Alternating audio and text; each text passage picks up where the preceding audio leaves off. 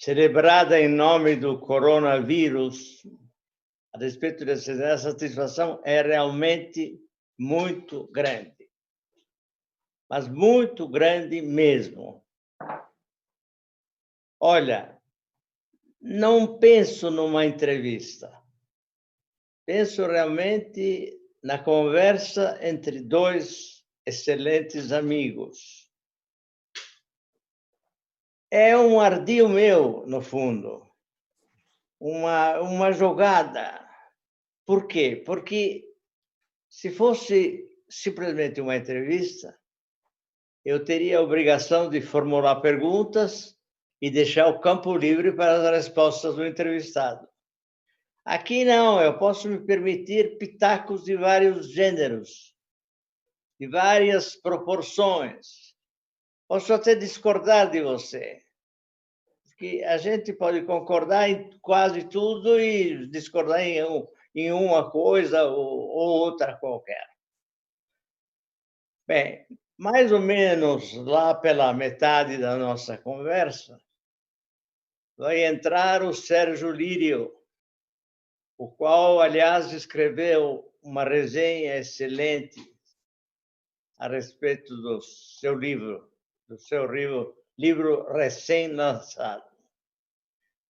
E Sérgio Lírio está ali amoitado para colher perguntas de quem nos ouve e quem dá palpites, e quem deseja respostas a respeito de algo que nós não abordamos. Então, para nos ajudar bastante, talvez. Olha, era isso que eu queria dizer inicialmente. Chamo, de qualquer maneira, em primeiro lugar, o próprio Sérgio, para que diga algumas outras coisas que eu acho muito importantes. Sérgio, coragem. Eu estou aqui na espreita. Nino, boa tarde. Ciro, boa tarde. Então, só lembrar aí o pessoal, né, que quem curte o canal da Carta Capital, quem tem acompanhado aí nossas lives, gostou, se inscreva aí no canal. O pessoal também vai colocar aí os caminhos de assinatura, né? Lembrando que a gente está nessa pandemia aí, as bancas estão fechadas, as vendas em bancos, portanto, praticamente zeraram. Então, quem apoia, quem gosta do jornalismo de Carta Capital, tem a alternativa de assinar a revista, tanto impressa quanto digitalmente. O pessoal vai divulgar aí os endereços, os melhores caminhos, né? Então, por favor, acompanhe. E lembrando, como disse o Mino, quem quiser mandar perguntas, sugestões, comentários, eles chegarão aqui até o meu celular e, na medida do possível, aí, quando tiver espaço, eu vou perguntar algumas coisas. Então, é basicamente isso. E que a gente tenha aí uma boa entrevista, uma boa conversa, na verdade, né? Muito bem. Ciro, eu queria começar comentando uma fala recentíssima do José Dirceu, o qual acha muito importante uma aliança entre você e Lula para enfrentar o inimigo comum. Como você reage a essa proposta do nosso companheiro, valente companheiro Zé Dirceu? Eu reajo com respeito, Mino. Deixe que eu também lhe cumprimente, diga da imensa alegria que tenho de tratar consigo como extraordinário jornalista que é, a pena dedicada ao Brasil, que poucas penas nascidas no Brasil têm a história de dedicação e audácia de correr riscos e de confrontar as inconveniências todas de um país de elite acomodatícia, como dizia meu velho pai. Portanto, para mim é sempre um privilégio. Não lamento não poder ser pessoalmente, como recentemente. Quero lhe levar aquele vinho que lhe prometi, lá da Bota, errei a região, mas agora eu lembro bem que é a Puglia, né? Eu tinha você que me esclareceu. Que é o primitivo, talvez. Como? Isso, você me disse, e era o primitivo. Como bom conhecedor, né? Eu não sou muito de tomar vinho, mas gosto de estudar essas coisas pela maravilha que é a geografia, a história e as possibilidades todas de companhia que o vinho permite. Você é uma das mais queridas e admiradas por todos que tiveram, como eu, já o privilégio de algumas vezes. Como eu lhe disse, eu recebo a fala do Zé Disseu com respeito, porque o Zé Disseu é um lutador. Dessa gente toda que afundou aí no escândalo generalizado de corrupção que aconteceu no Brasil sob a liderança do Lula e do PT, infelizmente, o Zé Disseu não bancou o dedo duro, não virou um trânsfuga, sabe? Não aguentou culpas que até estritamente não eram só dele, e eu admiro isso nas pessoas. Por mais que eu tenha críticas às coisas, ele conhece as minhas críticas pessoalmente, quantas vezes já conversamos, em outras ocasiões, há algum tempo não conversamos mais. Mas o Zé Disseu, ele está falando isso num contexto que a gente precisa, nesses tempos mal compreendidos do Brasil, separar com muita clareza.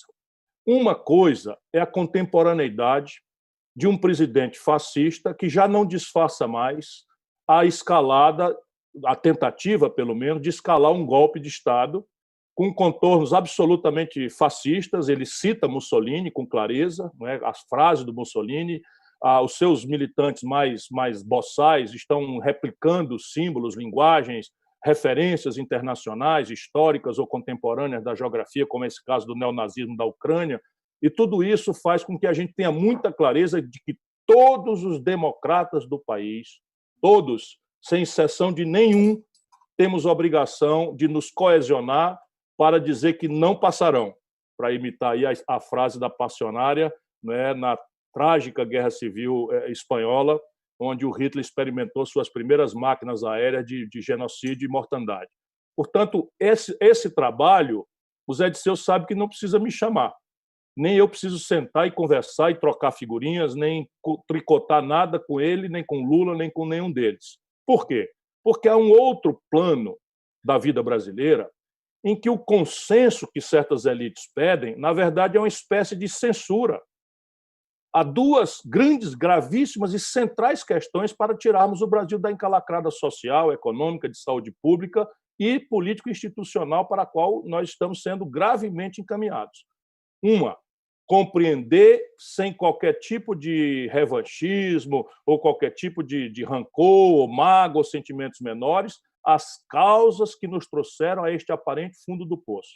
Se nós não entendermos as causas que nos trouxeram esse fundo do poço, muito difícil será encontrarmos os remédios.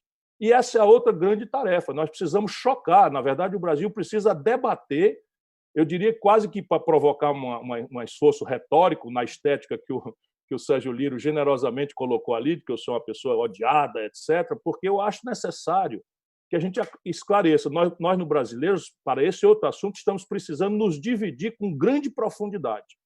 Se respeitarmos a ideia do diálogo fraterno, do respeito à diferença, do aprendizado recíproco com a ideia do outro, é preciso que nós aprofundemos para essa outra tarefa de construção do futuro, que aprofundemos as nossas diferenças. E isso é que a gente precisa separar com muita clareza. A urgência de hoje, todos juntos. O MBL está a favor do impeachment. Eu não tenho nada a ver com o MBL, nem provavelmente terei nada a ver com o MBL, nem na sua fundação, nem na sua contemporaneidade, nem em qualquer futuro que eu consiga divisar. Mas eles estão na causa que é a única saída que a democracia brasileira terá ali por agosto, setembro, quando as coisas se rasgarem.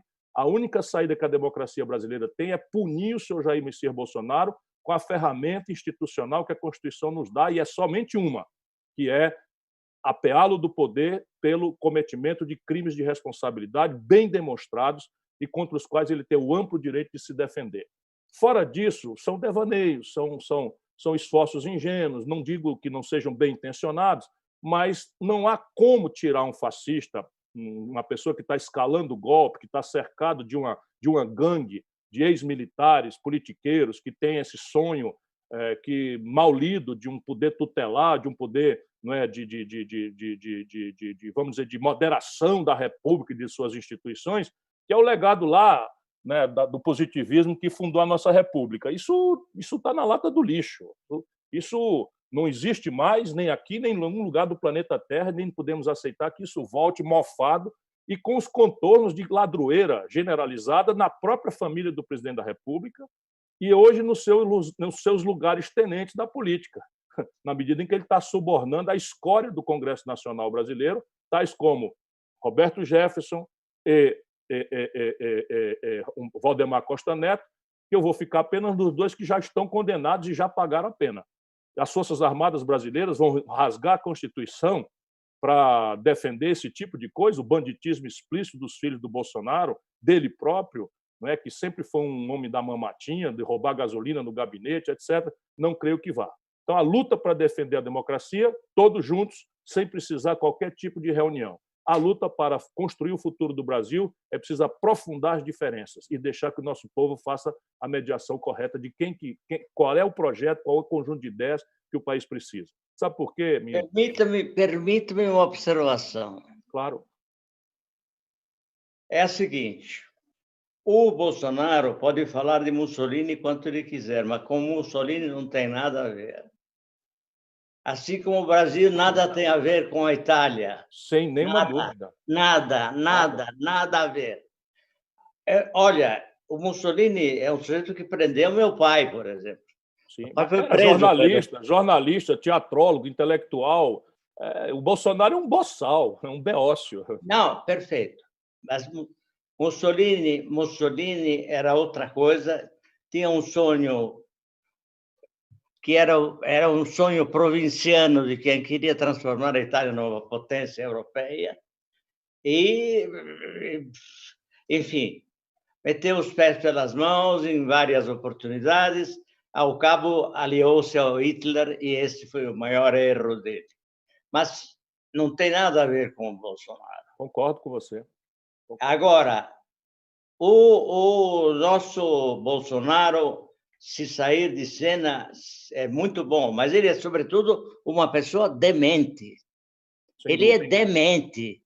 Ele é um psicopata. Ele é um psicopata. E nós temos um psicopata na presidência. Isso é o resultado de uma série de golpes que começam com a Lava Jato. A Lava Jato é o início dessa tragédia, né? que acaba na eleição do Bolsonaro. Quer dizer, ele foi eleito. Agora, eu gostaria de saber de você. Você acha que tudo isso acontece pacificamente? Assim, sai da cartola dos grandes milagres ou dos grandes jogos de prestidigitação, ou só se consegue com um conflito, com um confronto? Acho que o seu irmão, por exemplo, nos deu uma belíssima aula de confronto recentemente.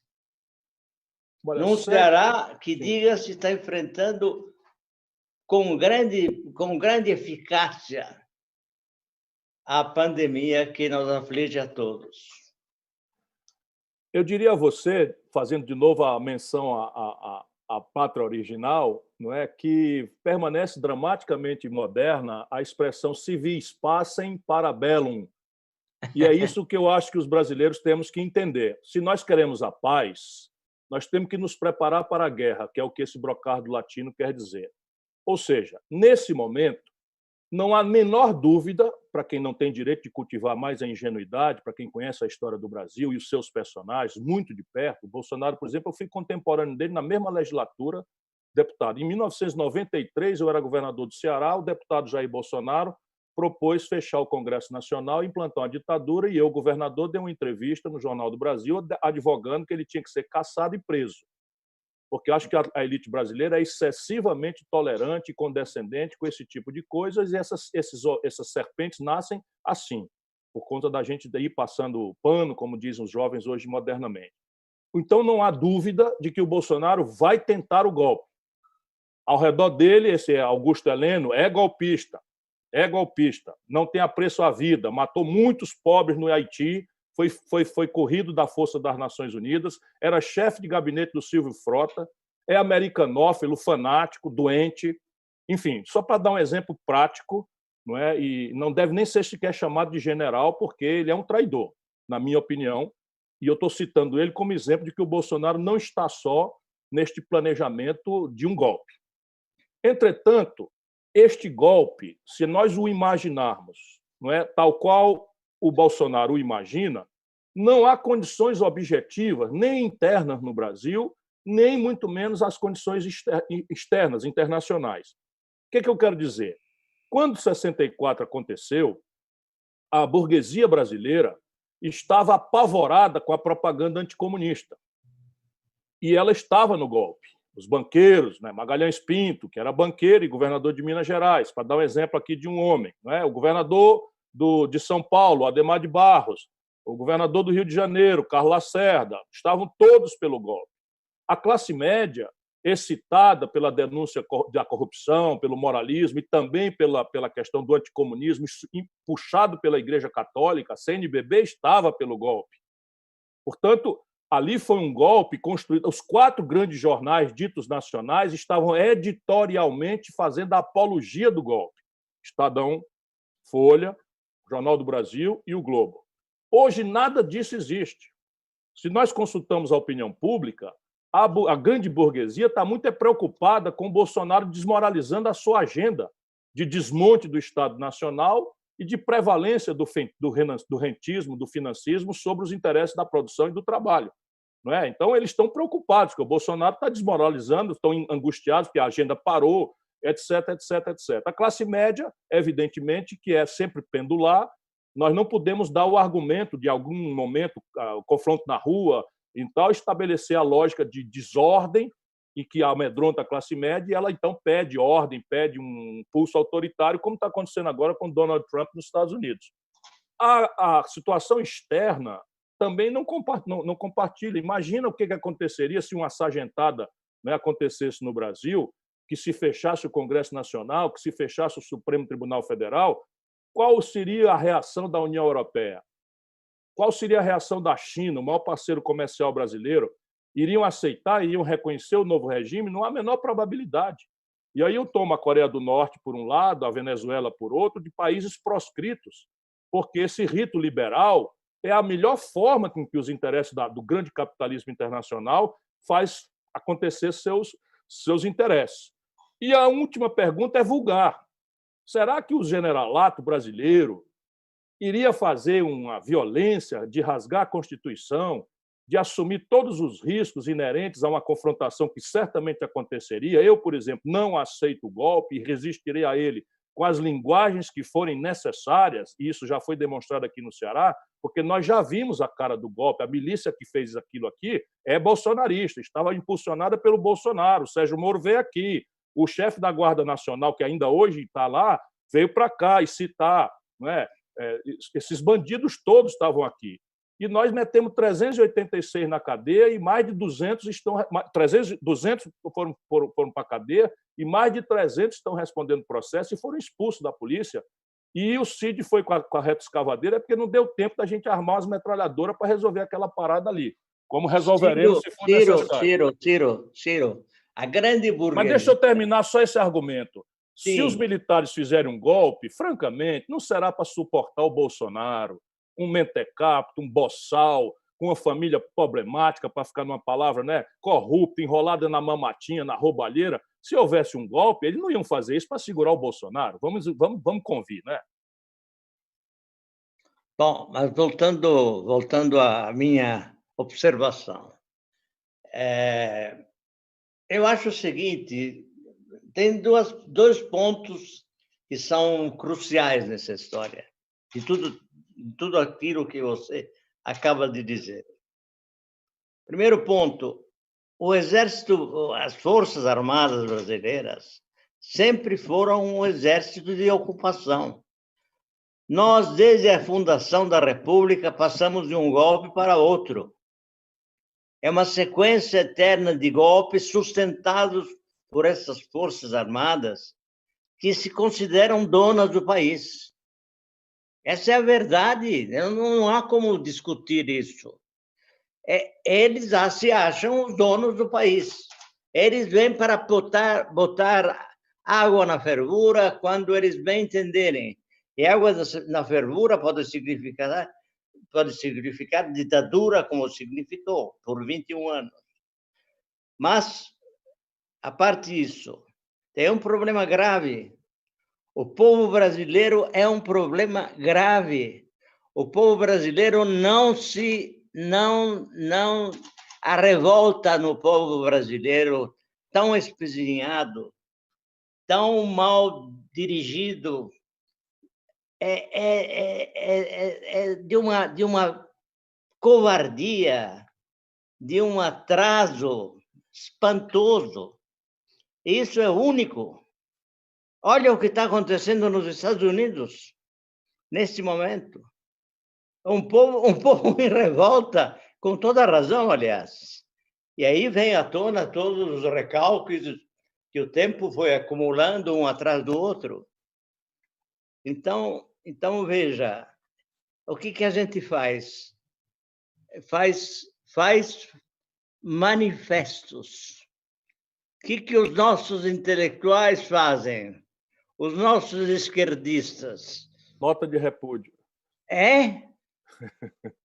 Aliás, o Lula acaba de dizer coisas muito interessantes a respeito desses manifestos. Mas muito inoportunas e inconvenientes. Voltaremos a esse ponto, se me permitir. Não, diga já, então, explica. Veja, volto a dizer, para essa escalada, eu sofro do mal da lucidez.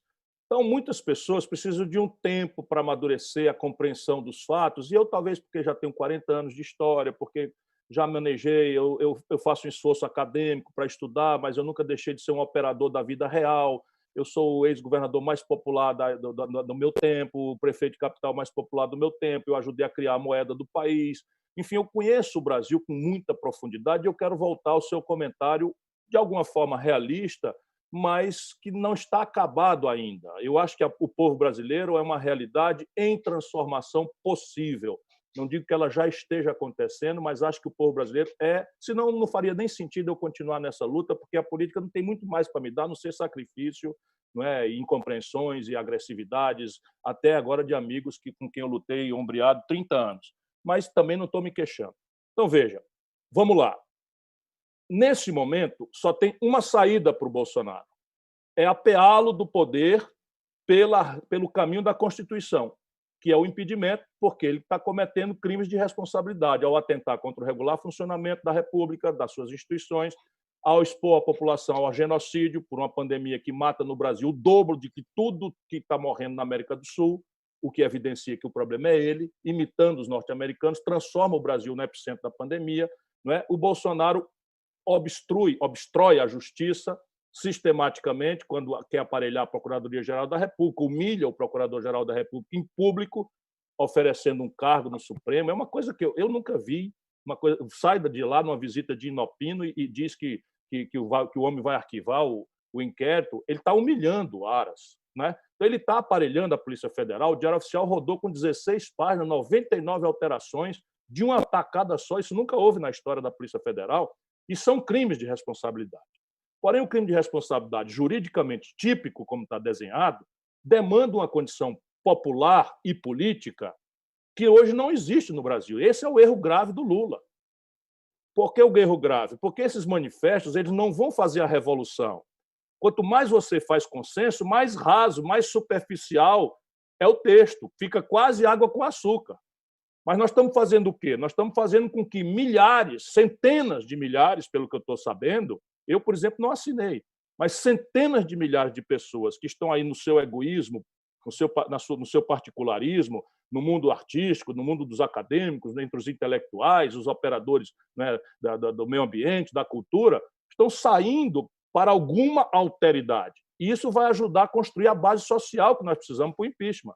Não vai acontecer uma bala de prata.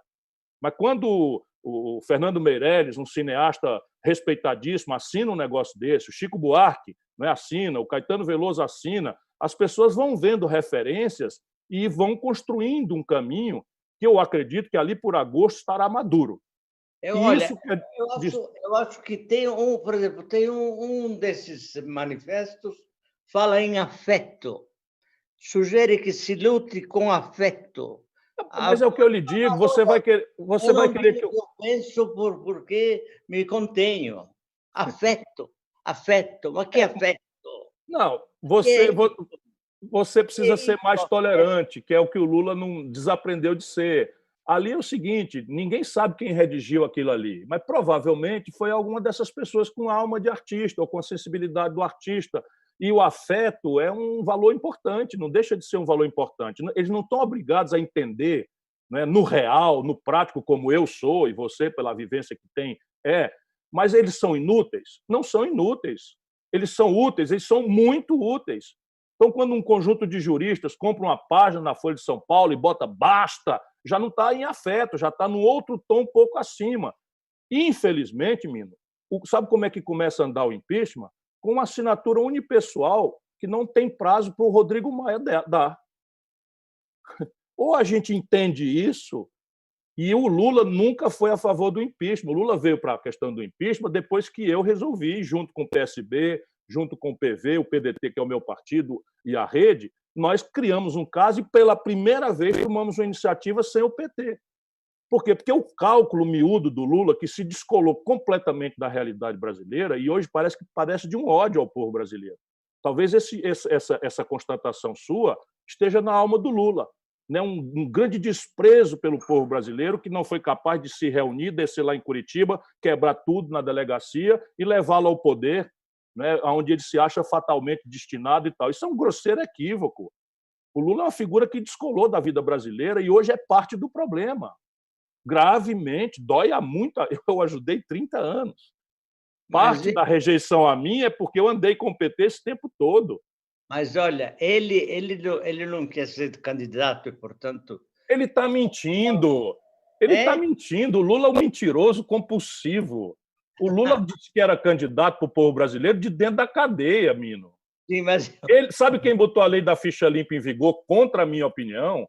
Só nesse país, em que há 4 graus de jurisdição, o petismo católico bota lá na Constituição que, na 2º grau de jurisdição, o cidadão perde seus direitos políticos. Num país em que câmaras municipais do interior do Brasil mudam de conveniência por um trocado, nós transformamos muitos cidadãos brasileiros em inelegíveis por essa imprudência, que é o moralismo de goela do lulopetismo, que, no fim, virou para o povo uma grande máquina de corrupção e ladroeira.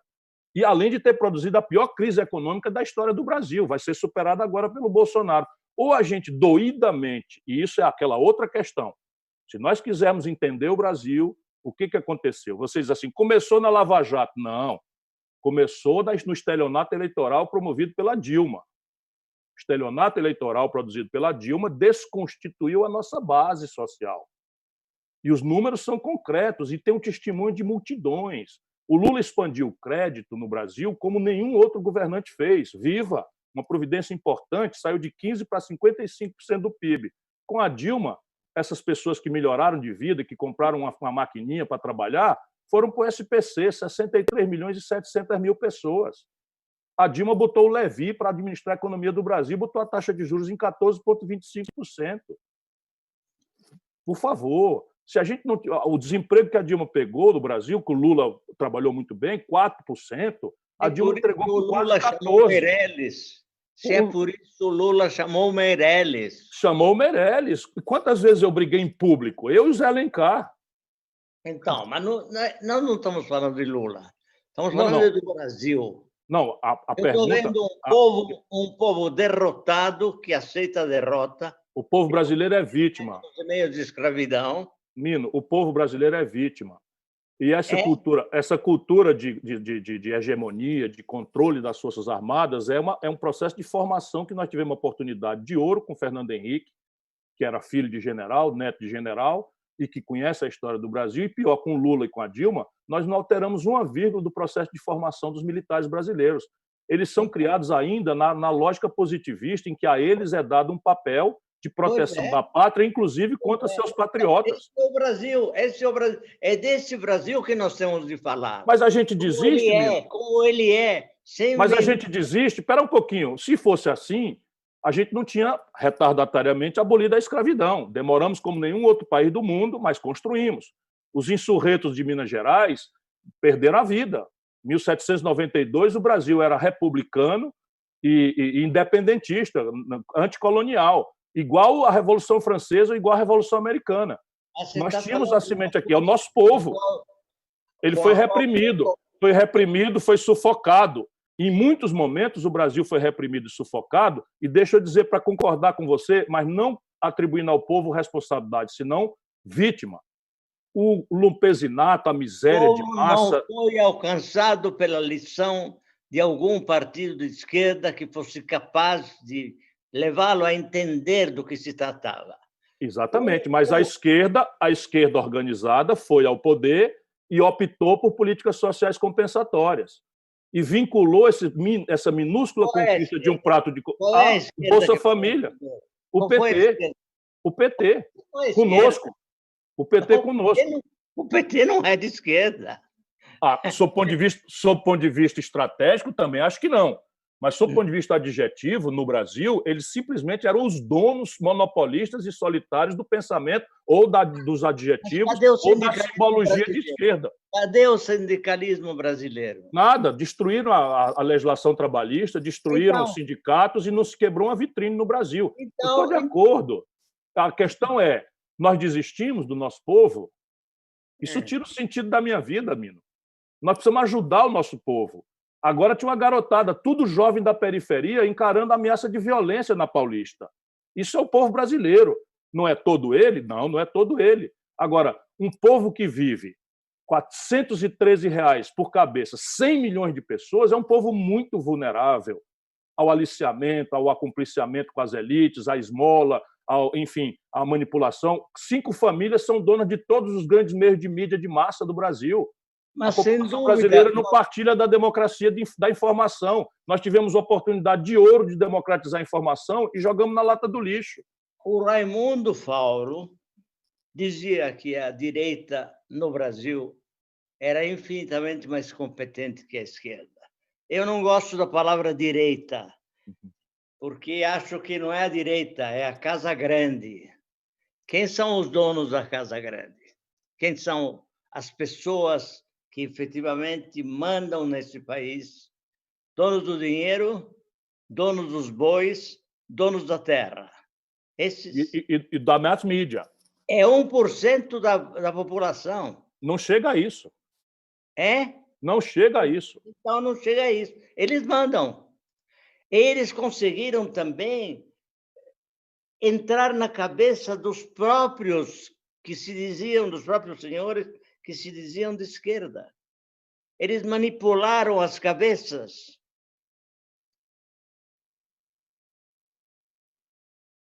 Caiu o áudio.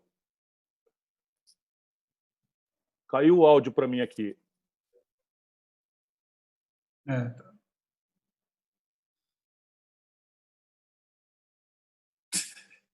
Acontece. Não, é só o áudio do Mino. Mino, eu compreendo perfeitamente. Agora vamos pegar o Faoro, que foi presidente da OAB, que me encantava enquanto eu era estudante de Direito. Eu sou advogado, eu não sou economista. Alguém pensa que sou economista. Sou advogado e o Faoro sempre foi uma figura que me inspirou muito. Não é? Mas a grande percepção, não é, da renitência escravista no imaginário da elite brasileira não foi removida ainda. Isso é fato. Agora, o Brasil hoje tem um nível de escolarização que é metade do da Argentina. Anos depois, décadas depois das forças ditas progressistas ocuparem o poder. A escola brasileira é uma escola alienante, a escola não prepara para uma compreensão crítica. Portanto, o que eu quero dizer, você tem toda a razão, a atitude do lumpen nunca foi revolucionária. A atitude do lumpen sempre foi reativa, porque as pessoas ficam com medo. E o medo as predispõe ao autoritarismo, ao guia genial dos povos, essas coisas todas, e ao culto à personalidade, com todas as vulgaridades do nosso sul-americanismo, não é? Da nossa latinidade vulgar. Isso eu compreendo completamente. Mas aí, nós desistimos do povo brasileiro? Claro que não. Nós temos que pegar os bons exemplos, animá-los, e aqui em Ceará, o Bolsonaro, no segundo turno, tirou 23%. No segundo turno. No primeiro turno, tirou o terceiro e distante lugar.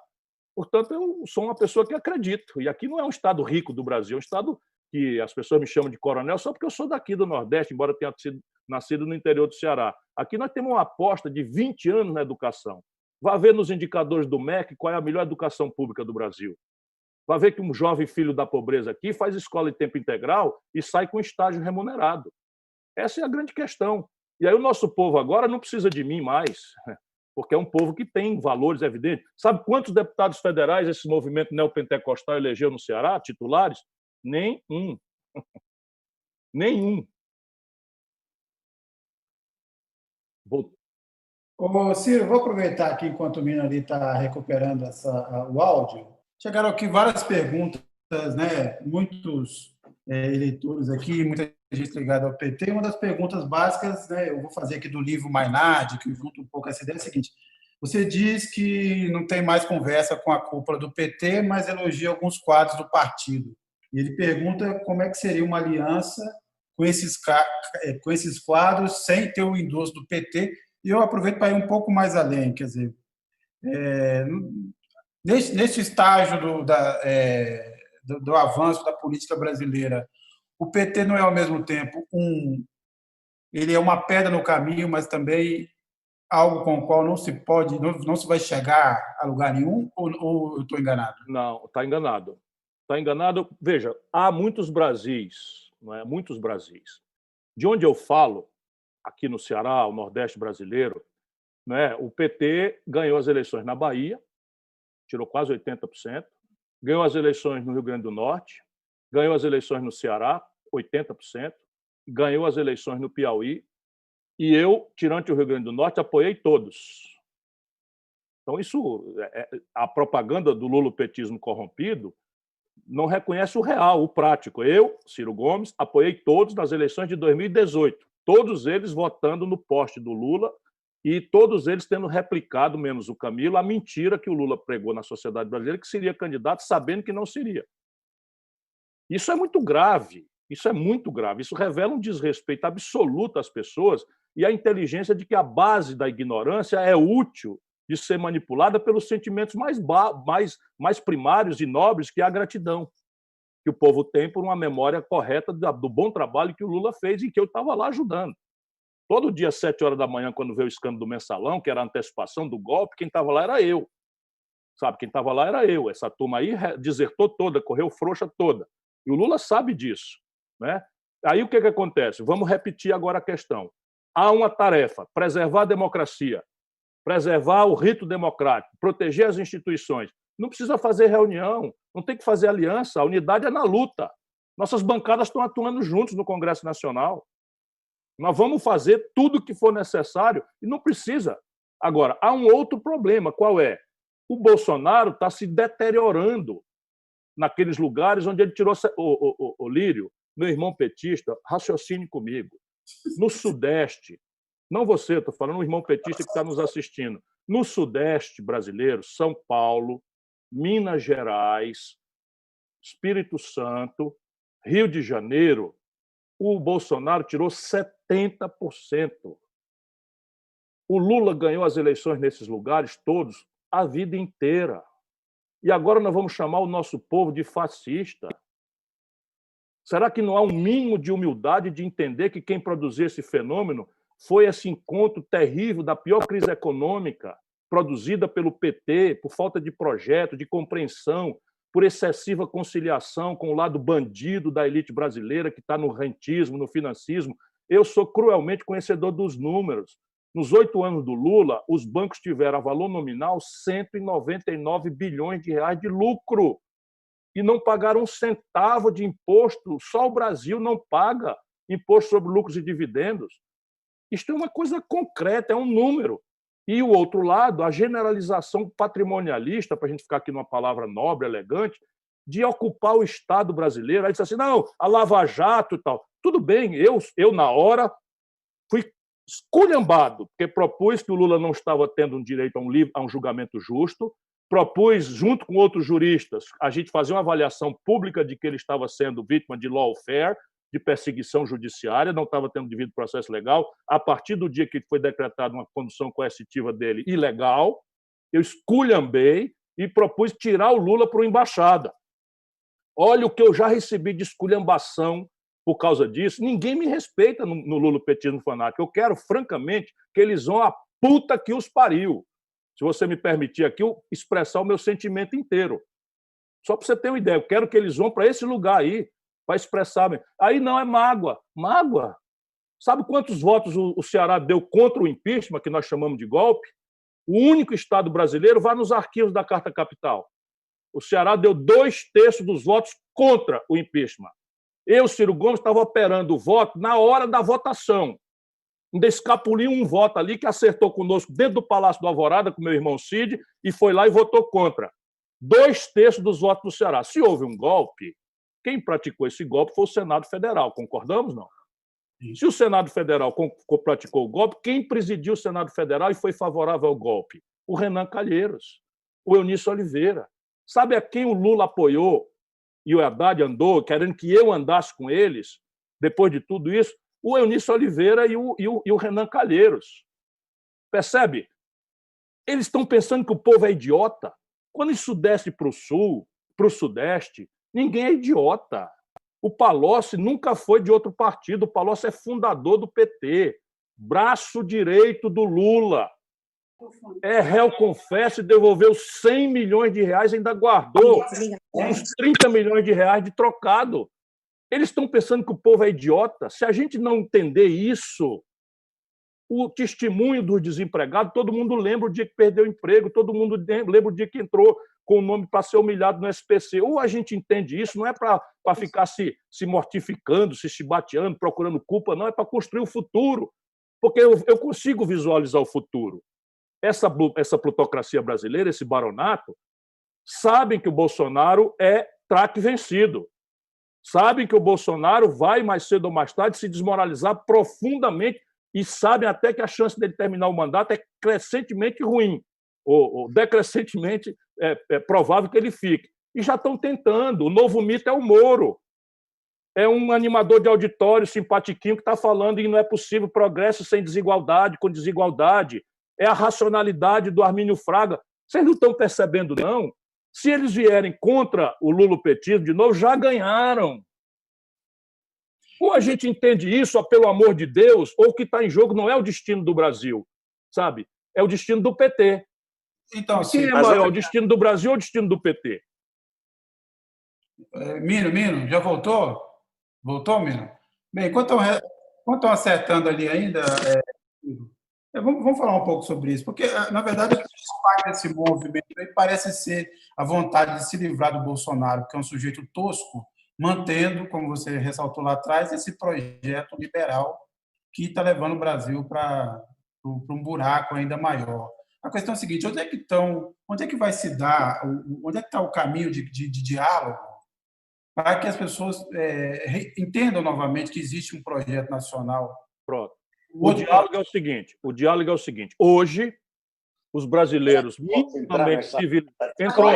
Entrou, Bino. Entrou. Bino, entrou. Entrou aí o áudio, Bino. Então, hoje, os brasileiros minimamente civilizados e os democratas de todos o arco de forças largo que a gente possa fazer, que passa pelo Rodrigo Maia, que é o homem que assina o impeachment, temos 3 tarefas em comum. Primeiro, ajudar o povo brasileiro a salvar a vida. 29.937 brasileiros estão mortos irreversivelmente por conta da irresponsabilidade do seu Messias Bolsonaro. Não contratou os testes, não contratou os respiradores, não credenciou os leitos de UTI com suficiência e dá sinais absolutamente invertidos daquilo que é a providência que tem que ser tomada, que é o isolamento social e a pressão desse núcleo egoísta de poder econômico está precipitando a volta à normalidade. O Brasil será objeto de uma nova onda. Nós precisamos coesionar todos os brasileiros de boa-fé para salvar a vida. Esse é o primeiro capítulo. O segundo capítulo, em abril, 860 mil carteiras assinadas foram dadas baixa no nosso país. Isso é a maior destruição de emprego formal da história brasileira desde que se mede esse índice. Entre janeiro e março, no primeiro trimestre, não tinha ainda o efeito da pandemia, foram destruídos 5 milhões de postos de trabalho já da tragédia da informalidade dos autônomos brasileiros. Então, o Brasil caminha para a maior crise econômica. As simulações que eu faço com a minha equipe falam de um mínimo de queda de 6% e uma probabilidade de até 11% de queda do PIB, que é 5 vezes maior, 4 vezes maior do que a pior queda da história que foi promovida pela Dilma. Isto é, de novo, a coesão que nós estamos fazendo. Não saiu o crédito da microempresa, a ajuda aos estados e municípios não saiu. Não é? O 1 trilhão e 300 bilhões, 1 trilhão e 200 bilhões de reais que foi liberado para o sistema financeiro privado, 1 trilhão de dinheiro público do caixa do Banco Central. Os bancos não estão emprestando, retraíram o crédito, com dinheiro público, retraíram o crédito e aumentaram a taxa de juros em 70%. E eu não ouço ninguém dessa burocracia falar sobre isso. Por quê? Porque estão até o gogó comprometidos com essa lógica e com essa gente. Esse é o segundo ponto, salvar os brasileiros que vão morrer desesperados por milhões de desempregados. Nós estamos sinalizando para 20 milhões de pessoas desempregadas ali por setembro. Mas então, quem liga para isso? Quem liga para isso? Eu ligo com a minha alma. Eu ligo com a minha alma. Eu só me dedico a isso. Se eu pudesse, eu só falava nisso. Meu caro, você sabe da admiração que eu tenho pela sua ação e tive sempre. Tá amplamente provada. Mas o Brasil não está maduro para coisa alguma. Mas está sim. Está sim. Está sim. Não, eu discordo com toda a veemência. Discordo com toda a veemência. Quando houver 20 milhões de desempregados, eu já vi o filme. Ali pelo final do regime militar, com Figueiredo, houve saque em supermercado. O Figueiredo foi visitar um lugar qualquer aí, Santa Catarina, se eu não me engano, jogaram uma machadinha no vidro do ônibus. Esse é o povo brasileiro. O povo brasileiro tem muito mais marra e força do que aqueles que o aviltaram pelo clientelismo, pelo suborno e pela mistificação personalista. Que enfraqueceu a sociedade civil brasileira foi isso. O povo brasileiro, graças aos portugueses, viveu 3 séculos e meio de escravidão, que não acabou até hoje. Eu estou de acordo, mas deixa eu dizer aqui uma coisa. O povo brasileiro, graças aos portugueses, manteve essa potência extraordinária que é o Brasil, enquanto a América Espanhola se pulverizou em dezenas de países irrelevantes. O povo brasileiro também tem proezas extraordinárias. A Argentina é irrelevante. Para o mundo, comparado com o Brasil, é claro que sim. Pelo amor de Deus, sem falar da literatura argentina. Não, meu argumento não é para depreciar a Argentina, de que eu sou grande admirador. O povo brasileiro, graças ao gênio português, o povo brasileiro tem uma proeza histórica.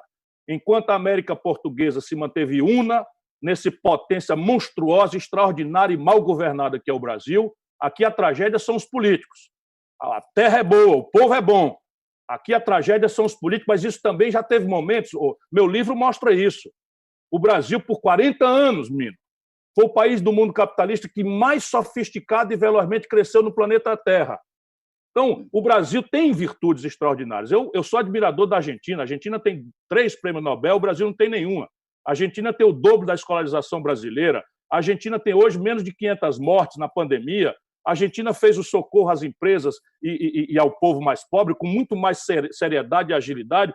Eu sou um admirador. Agora, não dá para comparar, né, a América Espanhola pulverizada em dezenas de países, se eu disse irrelevantes, e eu não quero ser mal entendido, sem maior expressão na geopolítica global. Este país sempre poderá ser e deverá ser respeitado no mundo, pelo território e pela população. Isso é nosso, isso pertence ao Brasil. No dia que esse país achar um governante com a altura do Getúlio Vargas, com a altura do Juscelino Kubitschek, você vai ver o que vai acontecer nesse país. Então, escuta, certamente há um período da história brasileira em que o Brasil era o país do futuro. Então não é defeito genético do nosso povo. Foi destruído. Eu estou descrevendo a destruição no meu livro. Eu concordo com você. A ideia de nação no Brasil foi destruída. Sim. Nós agora estamos induzidos pelos nossos governantes a ser um grande acampamento sem identidade. Por que destroem a cultura? Por que não financiam a identidade estética brasileira? Por que não se qualifica a educação? Está tudo certo, mas isso não quer dizer que seja um defeito genético, é a mesma nação. Quando Getúlio resolveu fazer do Brasil uma potência industrial, o relatório da União Soviética e o relatório dos americanos, em plena Guerra Fria, diziam que não é nem na Guerra Fria, foi antes disso, ainda antes das antecedências da Segunda Guerra Mundial, os dois diziam que não existia petróleo no Brasil. Lá foi o Getúlio, baseado na inteligência brasileira, na maluquice do Monteiro Lobato, criou a Petrobras. A Vale do Rio Doce significou uma afirmação do Brasil sobre suas riquezas minerais. O Brasil conseguiu, na briga dos americanos, aí já na iminência da Segunda Guerra Mundial, na briga dos americanos com os alemães, com o eixo, tiramos a CSN. Tudo que você está dizendo é sacrossanta verdade. Mas o resultado é terrível.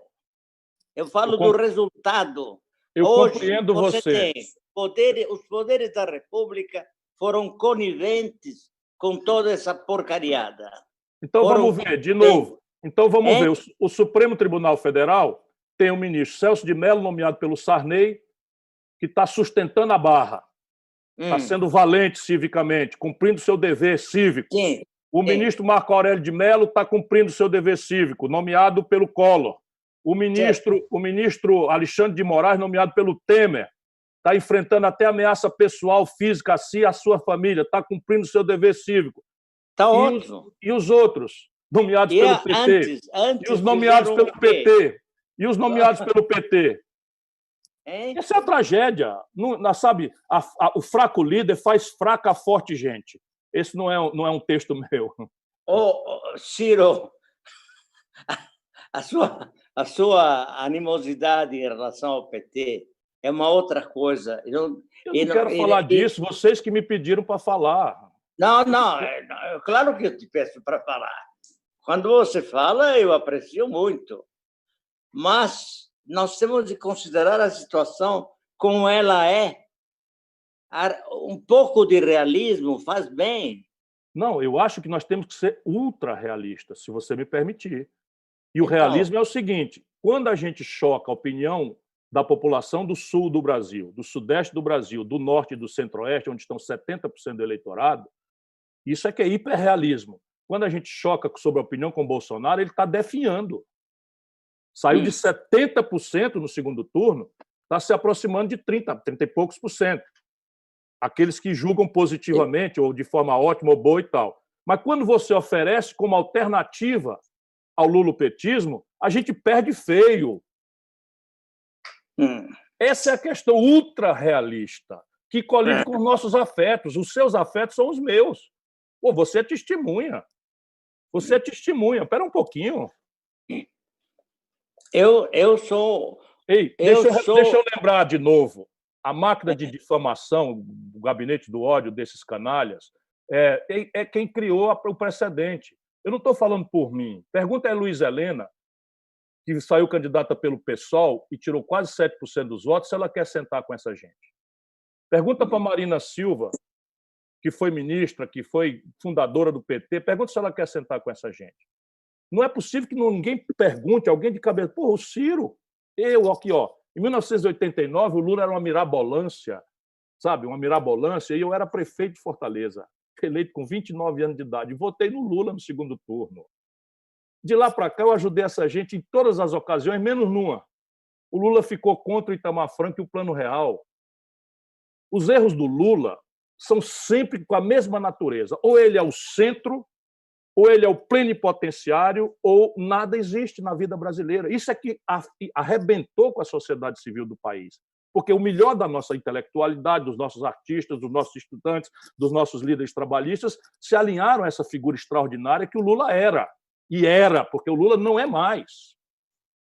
Esse é um grande problema. Deixa eu dizer aqui, Mino, lá atrás, o Lula ficou contra o Tancredo Neves no colégio eleitoral. O que queria dizer, pela posição do Lula, que o Maluf devia ter ido sozinho ao colégio eleitoral e ganhou a eleição. Nós todos fomos com o Tancredo Neves porque achamos que era o mal menor, que era realismo, encerrar a ditadura, com um homem confiável pela direita, pela esquerda, que tinha sido ministro Getúlio Vargas, que tinha votado contra o Castelo Branco no colégio eleitoral, quando o Juscelino e o Carlos Lacerda acreditavam que haveria eleição em 65. O Lula ficou contra, expulsou a Beth Mendes e o Ayrton Soares, que está vivo aí, ambos estão vivos, foram expulsos do PT porque achavam importante encerrar a ditadura. O Lula... Só um minuto. Realismo. O Lula ficou contra a Constituição de 88. Essa que nós estamos nos agarrando nela para nos proteger do golpe contra o Bolsonaro, o Lula não deixou o PT assinar. ok, tudo bem na experiência, deixa para lá, vamos indo, o Lula é um grande líder, eu já vamos indo. entendi. Não, mas tem mais coisa. Nós fizemos o impeachment do Collor, eu era governador do Ceará, nós fizemos o impeachment do Collor. Qual é a óbvia consequência do impeachment do Collor? A posse do vice, que era o Itamar. O Lula ficou contra o Itamar. Pelo Lula, junto com o Quest, o Brasil tinha ido para o vinagre. Aí o Itamar foi lá, dissolveu o pacto com a plutocracia financeira, acabou com a mamata da inflação, criou o ambiente político para o Plano Real, e o Lula ficou contra o Plano Real. Isso tudo eu estou no telefone ligando: Lula, pede outra opinião, esses idiotas que estão te desorientando, porque ninguém mais... O Lula perdeu o Buchiquem, perdeu o Mastro Mais Baixo, perdeu todo mundo que tinha personalidade, hoje é cercado de puxa-saco de quinta categoria, tipo essa Gleisi. A Gleisi é uma analfabeta política, rapaz. Ciro, pensa no que eu vou te dizer. Até parece que você tem muita raiva do PT. Não, esqueça o PT. É isso. Esqueça então, o PT. Bom, bate no carteiro e esquece a carta. Tá eu acho que esquecer o PT seria extremamente saudável nesse momento. Eu proponho. Agora mesmo. Esquece o PT. Imagine vocês perguntaram e ficaram insistindo. Imagine o Haddad candidato do PT, é uma garantia da reeleição dos Bolsonaro. Você tem alguma dúvida disso? Você tem alguma dúvida disso? Você tem alguma dúvida disso? Não. Já era em 18. O Haddad tirou 16% dos votos na reeleição, no cargo de prefeito. Esse foi o homem que o Lula escolheu. Mas desculpa. Eu estou perfeitamente de acordo com você. Mas olha no que deu. Porra, nós vamos continuar perdoando, passando pano, engolindo, só porque é o São Lula, o inatacável, o infalível. Esquece por um momento o Lula. Esquece por um momento o PT. Vamos falar do Brasil, como ele está hoje. Hoje ele é o país de pior distribuição de renda média do mundo. Só perde para o Catar, que é uma espécie de fazenda de um sultão aí qualquer. Então, esse é o Brasil. É o Brasil onde os donos do dinheiro, os donos da terra, os donos dos bois, são ainda os donos do Brasil. E fazem o que bem entendem. Eu, por exemplo, francamente, sou revolucionário. Vou te dizer com absoluta tranquilidade. Não tenho a menor dúvida. Só quero saber se há condições objetivas. Não há. Não há. Então, pois é. Pois é. Essa é a questão. Sejamos democratas. Vamos radicalizar a democracia. Mas a democracia nunca existiu no Brasil. Olha, só houve um período do Brasil. Um minutinho. Houve um período no Brasil. Quando eu cheguei ao Brasil, eu tinha 12 anos. E o Brasil certamente era o país do futuro. Não se discutia. Bom, tudo isso foi se perdendo aos poucos e tal, e problemas variados. Mas houve um período que vai desde a eleição do Getúlio, a eleição democrática do Getúlio, até o golpe de 64, esse período, de Getúlio a Jango Goulart, passando por Juscelino, esse período é um período altamente promissor. E aí veio o golpe de 64. Então deixa eu animar seu coração sofrido de revolucionário, que eu admiro, quero bem, amo muito, admiro demais. Mas deixa eu animar esse coração. Então, a cultura brasileira é uma cultura autoritária. A nossa história não é uma história democrática, é uma história violenta, é uma história de golpe. Porém, eu ia lembrar que entre 1946 e 1961, o Brasil teve não só uma democracia muito fecunda, como produziu resultados sociais e econômicos muito importantes. Isso, então, não tem defeito genético na nação brasileira. Nesse período... Sim, acontece... mas há um outro. Nós herdamos, no esforço de redemocratização do país, nós herdamos uma tragédia econômica fruto da debacle do modelo nacional desenvolvimentista, que morreu ali nos anos 80 com a alta de juros dos Estados Unidos. Eu descrevo tudo isso nesse livro que eu estou procurando para ajudar especialmente os jovens a entenderem isso, a nos ambientar na história do Brasil, para entender para o mal e para o bem nossas contradições e potenciais. Essa é a diferença. Eu ainda sou um crente, porque senão minha vida perde o sentido. Percebe? Não, A minha vida, se eu não acreditar no povo brasileiro, se eu não acreditar no povo brasileiro, a minha vida toda perde o sentido. Carregada de sentidos. Não, deixa eu só dizer. Então, entre 1985, eu nem atribuo a Constituição, atribuo a audácia hábil do Tancredo Neves.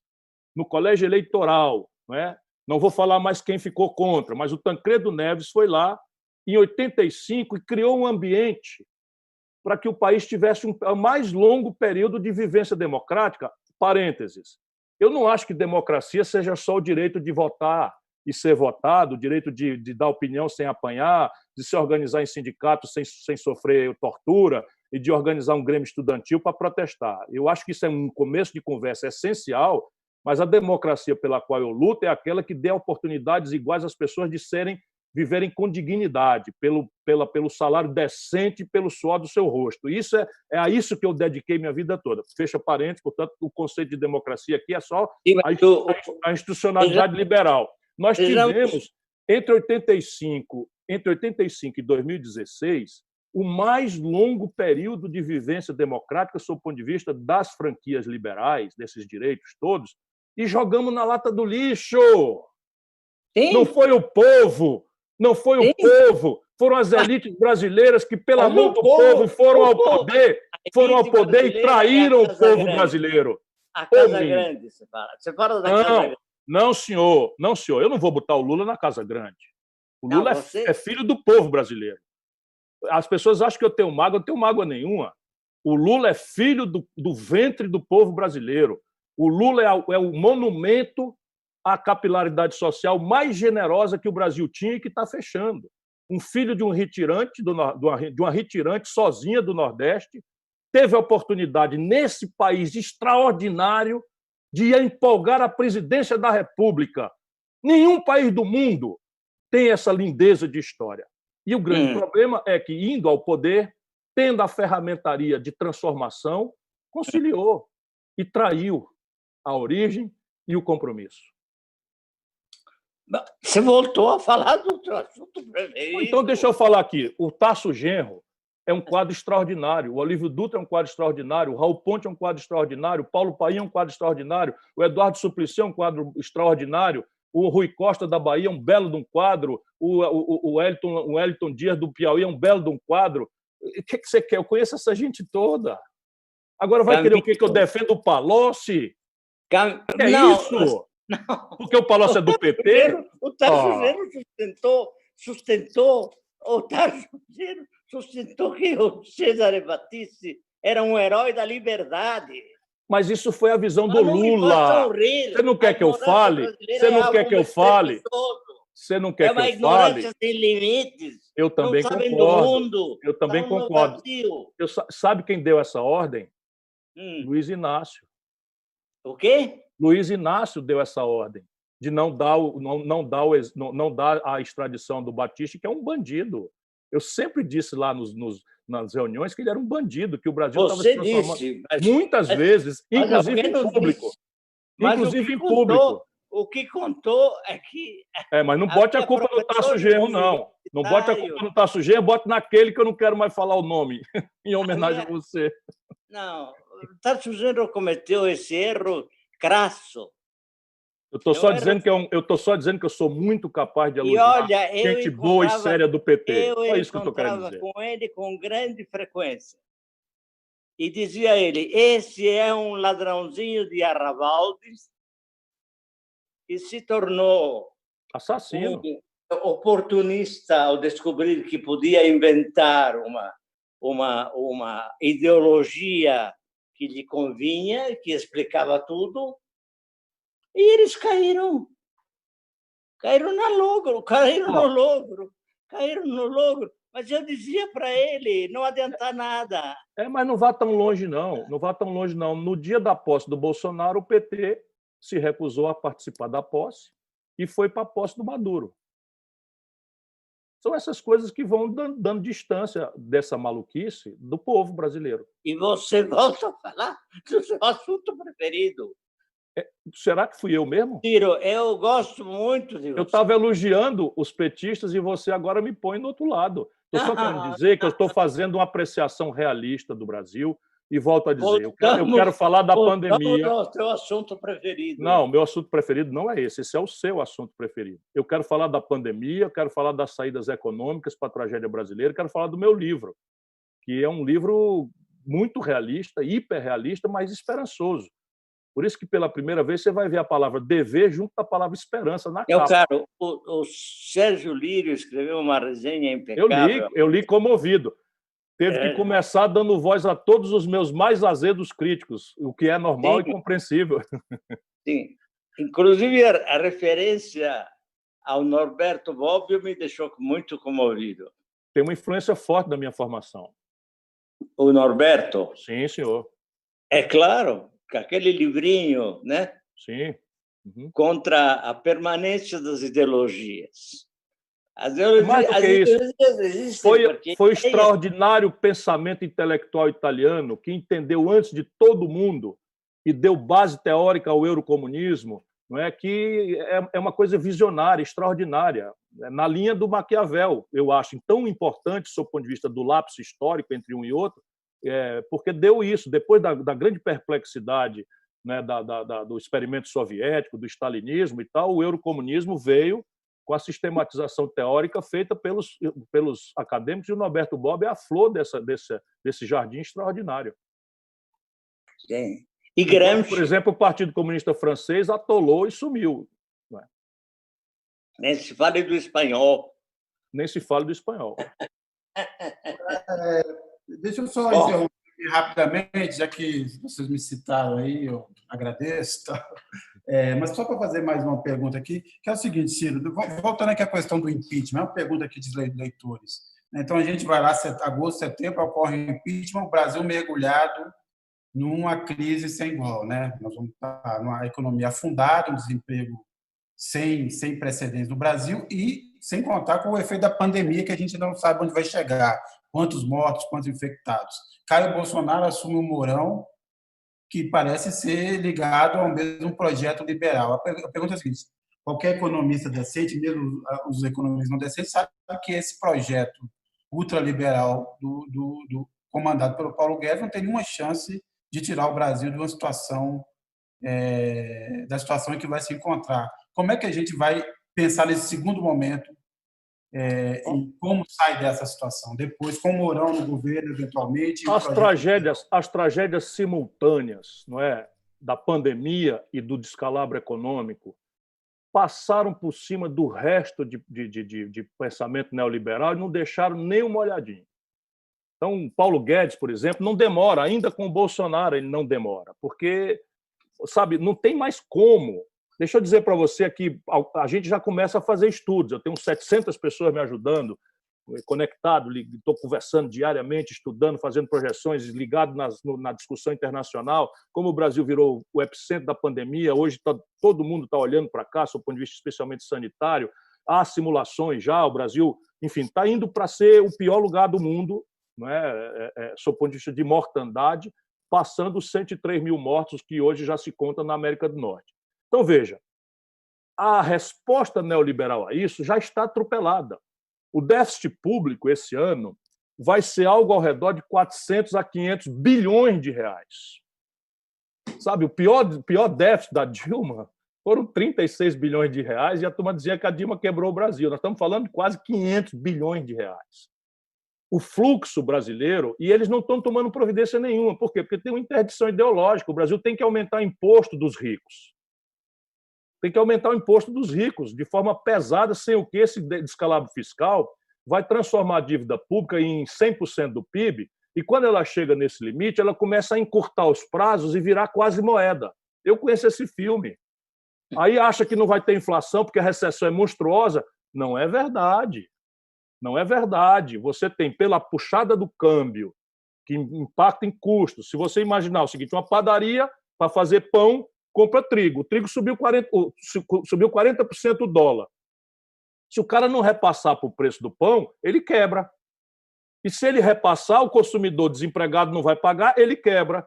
E esse é o quadro que nós estamos vivendo no Brasil. Então, é um caos econômico que eles estão produzindo a partir de não saber o que fazer com as consequências da questão sanitária e da questão econômica. Eles não sabem o que fazer.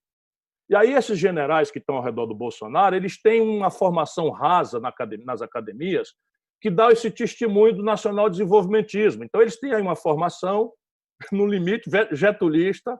O velho Geisel foi o último experimento, né, de um projeto nacional e fez ali o polo de Camaçari e destratou o acordo com os Estados Unidos, fez usina nuclear, etc. Foi a última veleidade. Então, eles têm uma formação muito rasa de orelha de livro, né, em alguma meia hora de aula que eles têm, e eles estão com essa intuição de que o Brasil vai precisar que o Estado venha em socorro da economia colapsada.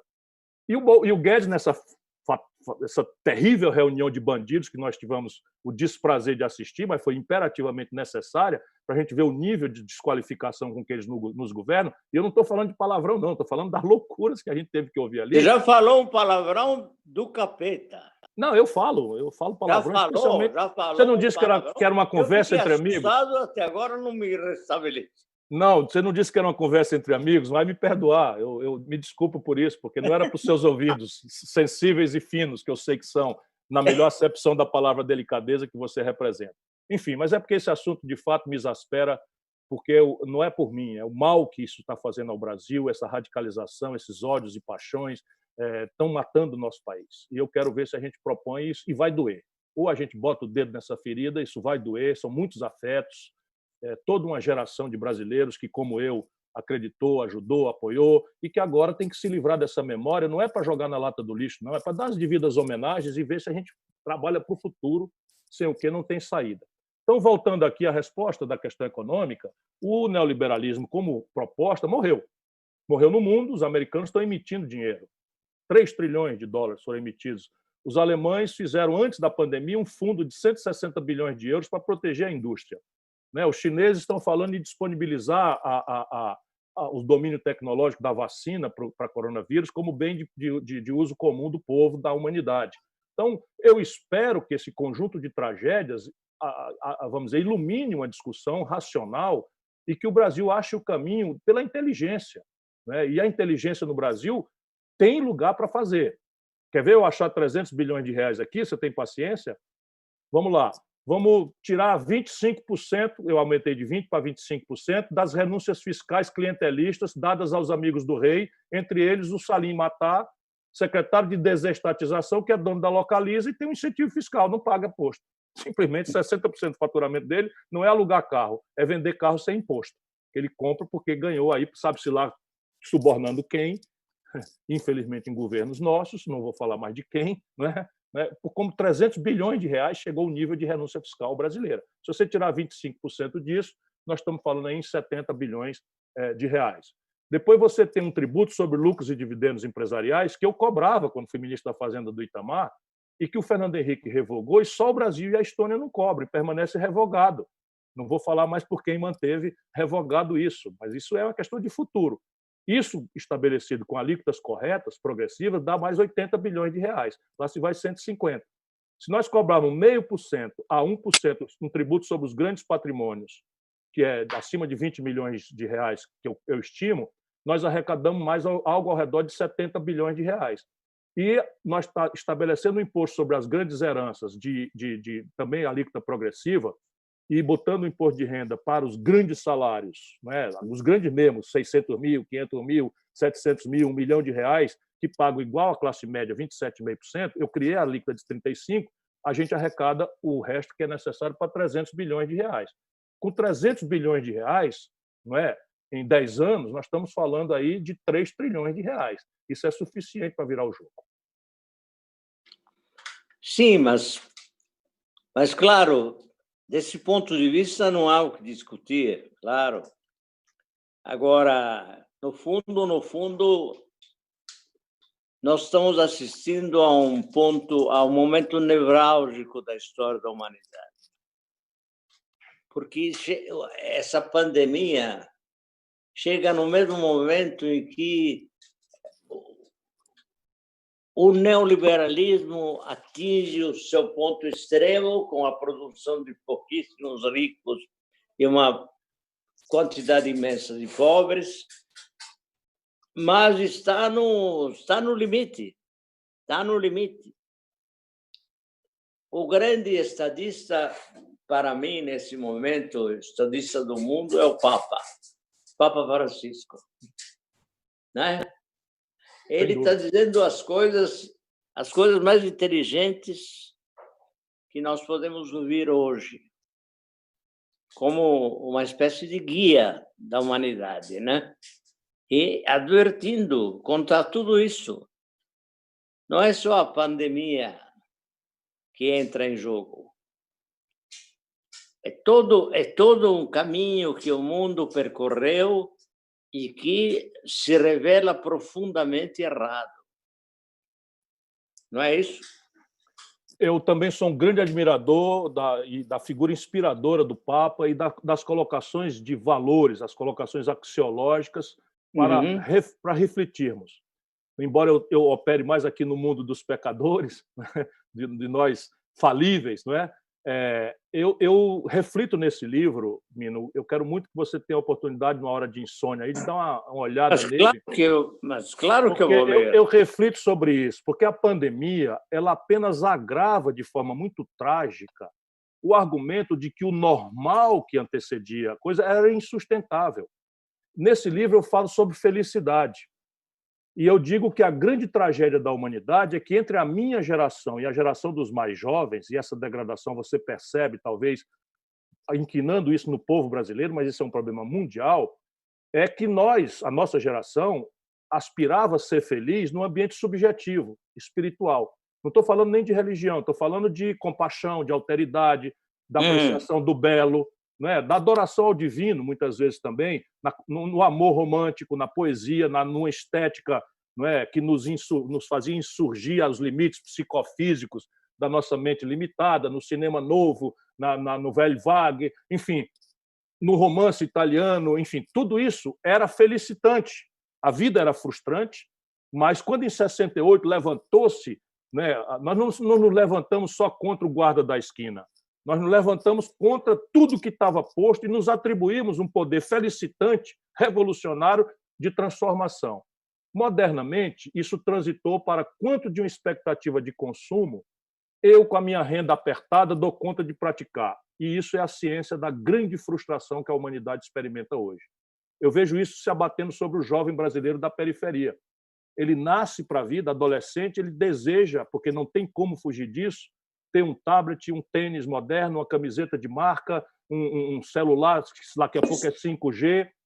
Não é trivial só esses elementos do consumismo boboca, mas o meio de diagnóstico médico moderno, né, as novas químicas, a nova farmácia, e isso fez com que a humanidade transitasse para referir sua felicidade a um padrão de consumo que é mortal para a Terra, além de ser inalcançável. E agora não é mais a perversão neoliberal, que, como ideia, está desmoralizada. Ela remanesce no Brasil porque o debate está interditado.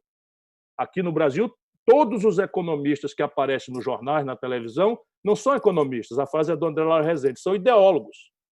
Todos eles falam a mesma coisa, não interessa que a realidade os desmoralize, eles pegam e vão falar outra coisa. E por quê? Porque não tem contestação, não tem amplitude. Mas, como ideia, ninguém mais sério no mundo defende.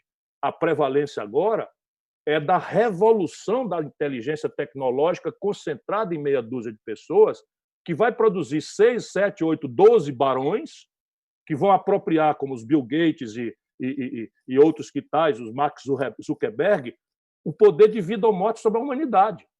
Não sei se sabe, mas um estudo recente pondera que as informações hoje, os dados, são uma riqueza maior do que petróleo e ouro na humanidade. E isso, a nova esquerda, esse livro reflete sobre isso. Tem que entender isso, novo. O novo agora é um desenho institucional que nós precisamos dar tratos à imaginação para que a nova institucionalidade aproprie os ganhos extraordinários de produtividade, de avanço que as tecnologias fazem, para repartir com a massa de trabalhadores. Por quê? Porque o trabalho, como o conhecíamos, vai sumir. A partir do 5G, tudo que for prática repetível será substituído por um algoritmo ou por um robô. E isso nos coloca na contemporaneidade do Eduardo Suplicy, que fala em renda mínima de cidadania. Isso vai ter que ser criado. E a ideia de uma nova institucionalidade que aproprie partes desses ganhos extraordinários para distribuir com o conjunto da humanidade. É a isso que eu estou dedicado. Portanto, essa história da miudice aqui do Brasil, eu só entro quando os repórteres ilustres me perguntam. Falemos de você. Vamos lá. Quais são os planos? Eu estou repetindo muito um verso dos Titãs, não é, que é: o acaso vai me proteger enquanto eu andar distraído. Eu sinto hoje o dever de falar sem qualquer tipo de oportunismo ou conveniência, mesmo naqueles oportunismos naturais de quem está na vida pública, de quem tem aspirações eleitorais.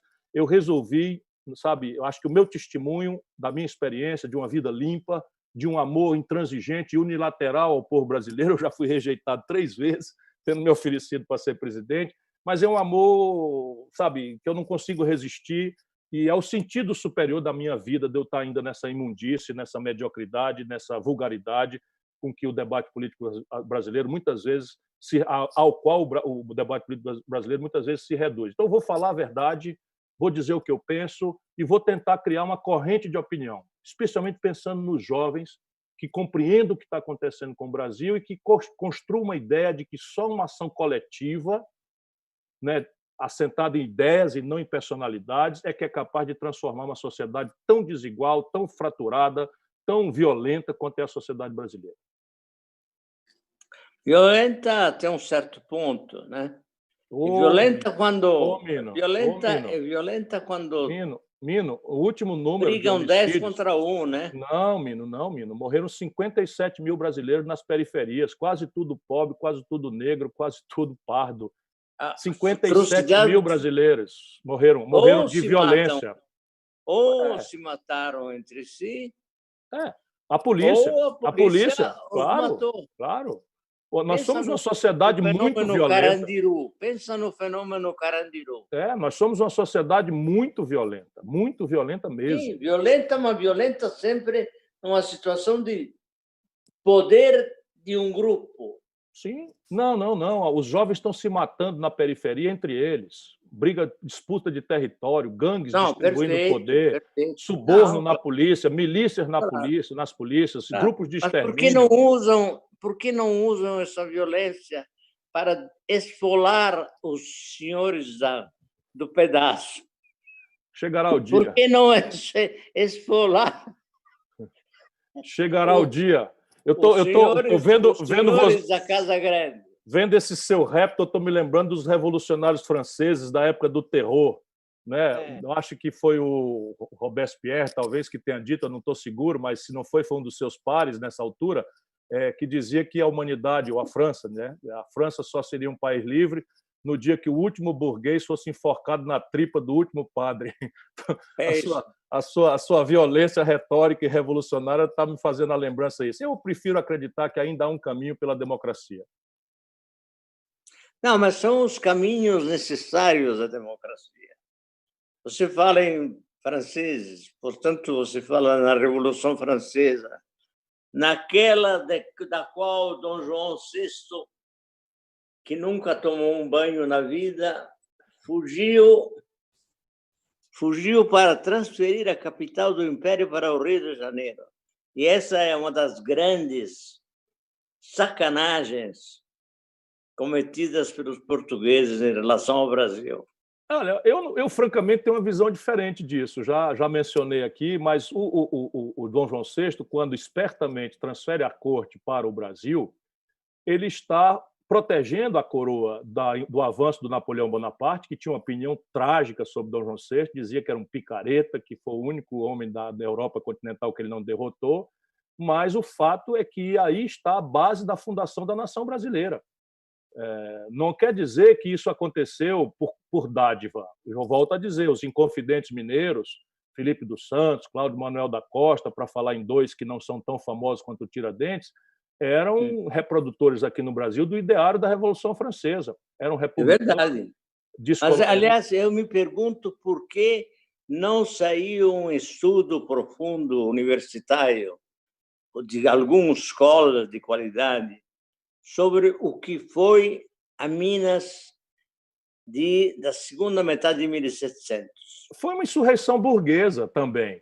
o ponto vamos dizer, a gota d'água que entornou o ideário ali foi que nem a questão dos burgueses do mercantilismo na França. Foi a derrama. O aumento de impostos sobre o Cláudio Manuel da Costa, era um poeta e era secretário... Pensa do ponto de vista estético. Estético? Não, eu acho que tem uma insurgência revolucionária apaixonante. Eu sou apaixonado, né? Um lugar onde eu me sinto assim meio que com uma certa inspiração esotérica quando eu vou a Ouro Preto e eu vou com as vezes que eu posso ir aquele lugar por ali, eu me sinto quase como uma reencarnação de um deles. Então, não é? O que eu estou só querendo é animar o seu coração sofrido de que há uma semente no Brasil. E sabe? A música daquele período? Tudo. É o barroco. É o barroco. Barroca. É o barroco. Você tem coisas extraordinárias no Brasil. Mas deixa eu lhe dizer. É o barroco. É o barroco expresso agora na escultura. Não é? É uma coisa extraordinária. Minas Gerais é uma coisa que eu tenho uma profunda admiração. Não entendo por que não houve um estudo profundo de algum escolar que tivesse... É uma boa lembrança. É uma boa lembrança. Ali tem uma síntese da nacionalidade brasileira. Mas deixa eu animar seu coração de novo para dizer que a semente revolucionária da insurgência também está na alma do povo brasileiro historicamente. Eu não era a favor de qualquer sedição e tal, mas o Brasil tem uma história trágica. É bom que os golpistas saibam, porque acontecerá de novo. Houve guerras civis no Brasil gravíssimas. A Balaiada, a Sabinada, a Guerra de Farrapos, não é? Isso tudo são guerras civis graves, né? A Confederação do Equador. Farrapos é um engodo, não é? Não, foi uma guerra civil que morreu muita gente. Pode ser. Era o vagido da nascença dessa nação extraordinária. Ali estava em discussão a República e ali estava em discussão a unidade nacional. Eles discutiam os impostos. Contra o que se levantaram os insurretos franceses, que todo mundo elogia, como a Revolução Francesa foi a precursora da Idade Moderna, foi contra os impostos. Bom, a Revolução Francesa, nem sei se é o único episódio a ser lembrado numa hora dessas. Não, é o mercantilismo. Isso é só uma especulação. A Revolução Inglesa também tem a sua importância, tem os pensadores iluministas. Sim. Né? Agora... Eu aprecio todos. Eu acho, como Rousseau, não é, que o homem é bom por natureza e que a sociedade é o que o perverte. Provavelmente você acha mais como Hobbes que o homem é o lobo do homem. Escuta, nós estamos esperando você, então, como candidato. Eu devo ser candidato. Já fui candidato 3 vezes e devo ser candidato porque considero que eu não tenho direito hoje. Imagina, se eu amanhã digo assim, quer saber, eu não vou mais, não.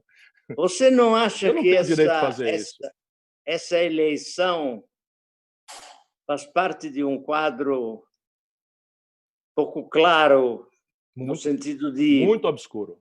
Ilegítimo?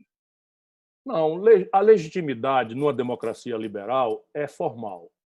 Se a gente mantiver o calendário, mantiver o voto obrigatório e vigiar essas fake news, que são um fenômeno novo, o governante que sair daí deve ser reconhecido como legítimo. E é evidente que eu sei das distorções da mídia, das distorções do poder econômico, mas... É o caso do Bolsonaro. E é claramente o caso do Bolsonaro. O Bolsonaro não é um presidente ilegítimo. É um péssimo presidente, é o pior da história do Brasil, é um genocida, é um irresponsável, é um bandido, podemos dizer o que quiser, mas quem botou ele aí foi o povo brasileiro. Ô, Ciro... Por sua maioria, portanto, vamos respeitar também. E é preciso entender, sem mencionar aquele povo, que o povo votou com muito ódio pela debacle econômica sem precedentes e o passionalismo da denúncia da corrupção generalizada, que não dá para fazer de conta que não aconteceu. Eu me permito um vaticínio trágico. Me perdoe. Não, claro. Haddad será candidato do PT, o teu partido preferido, e o Bolsonaro vai se reeleger. Eu vou fazer um vaticínio. Bolsonaro não estará nas eleições o pensamento conservador brasileiro vai se fraturar entre animadores de auditório, chibata moral, para não dizer o nome deles aí, ou o governador de São Paulo, que se prestará também ao bolsonarismo sem a boçalidade do Bolsonaro, ou seja, a agenda do Paulo Guedes de desmonte do Estado brasileiro, do aviltamento da nossa nacionalidade, enfim. E não creio que o PT repita o erro do Haddad. O Lula está percebendo que o Haddad talvez não seja a personalidade mais própria para o enfrentamento que será necessário, especialmente porque eu venho pegando fogo, eu venho para matar ou para morrer, civicamente falando. Eu venho para ganhar a eleição. Escuta, precisamos combinar aquele jantar em que você vai... Assim que acabar a pandemia, eu vou levar o seu vinho. Trazer o meu... Um abraço grande, se cuida, Mino. Você é um tesouro nosso brasileiro. Nós até admitimos lembrar suas raízes italianas só para saber por que você entende tão bem de vinho e das forças revolucionárias de Togliatti. Mas daí para diante você é nosso, brasileiro. Tá ótimo. Tá ótimo. Com muito orgulho. Um beijo para você, meu querido. Um abraço muito forte e muito obrigado. Viu? Um abraço, Sérgio Liro. Forte abraço. Conversa. Um abração.